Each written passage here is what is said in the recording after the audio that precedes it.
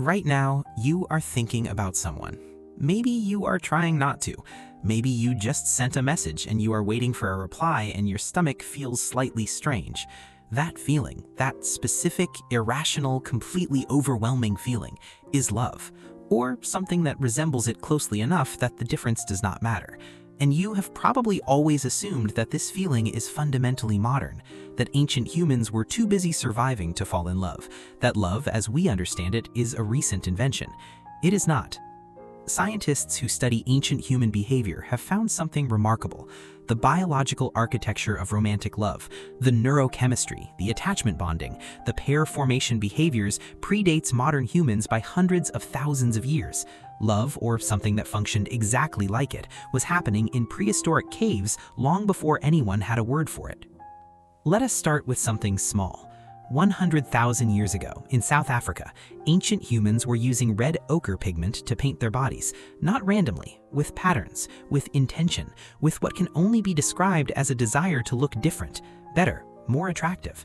Modern archaeology has found ochre grinding stones, ochre pencils, containers for storing ochre, all suggesting a regular and deliberate beauty practice that predates any civilization by tens of thousands of years. Ancient humans were getting ready to impress someone. The same period produced shell bead jewelry, tiny shells with deliberately drilled holes strung together to be worn.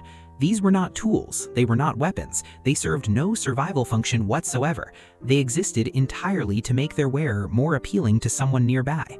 Your ancestor looked across a campfire 100,000 years ago and thought, "I want to look good for that person." But the most striking evidence is not decoration, it is care. Archaeological sites around the world show ancient humans who lived for years with severe injuries and disabilities, healed fractures that should have been fatal, evidence of long-term illness that required others to feed and protect the individual. These people survived not because of their own strength, but because someone else chose to stay with them, to help them, to make sure they were not left behind.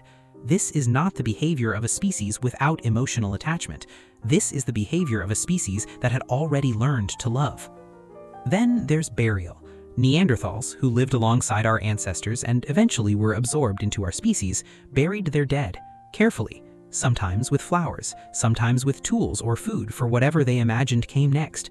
They grieved, they mourned, they felt the loss of specific individuals in a way that required ritual to process. You do not bury someone with flowers because you have no feelings for them. The oldest evidence of what appears to be a couple buried together dates back 6,000 years in Italy.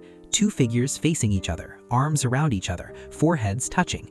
Whatever happened between them in life, someone made the decision that they should not be separated in death. That decision was made by another human who understood what it meant for two people to belong to each other. Here's the part that makes all of this feel different. Love is not an idea, it is a biological system. Oxytocin, the hormone that drives attachment and bonding, exists in nearly every mammal on Earth. It is not a human invention. It is ancient. It predates our species by millions of years. What humans did was evolve a brain complex enough to feel that bonding drive at full intensity, to name it, to write about it, to ache for it. But the underlying mechanism was already there, running in the background long before anyone could articulate what it was.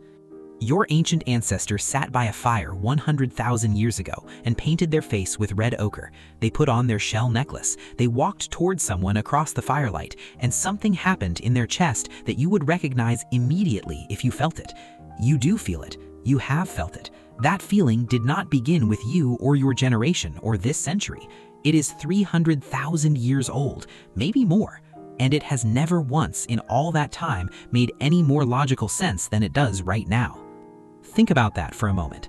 Every single person who has ever felt what you have felt, every person who stayed up too late thinking about someone, every person who did something slightly embarrassing to impress another person, every person who felt that strange ache when someone they loved was not there, they were all connected by the same feeling across 300,000 years.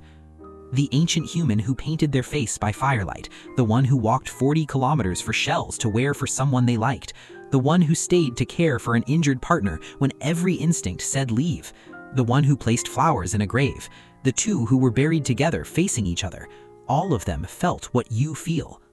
Love did not begin when humans learned to write about it. It did not begin when humans invented language. It did not begin when civilization gave it a name. It began in the dark, next to a fire, when one person looked at another person across the flames and felt something they could not explain and chose, despite everything, to stay. Your ancestor fell in love in the same way you do, for the same reasons you do, with the same biology you carry right now. The feeling you have felt or are feeling or will feel is not yours alone. It belongs to every human who has ever lived, all the way back to the beginning, when someone painted their face, put on their shells, and walked toward the fire. Thank you for watching.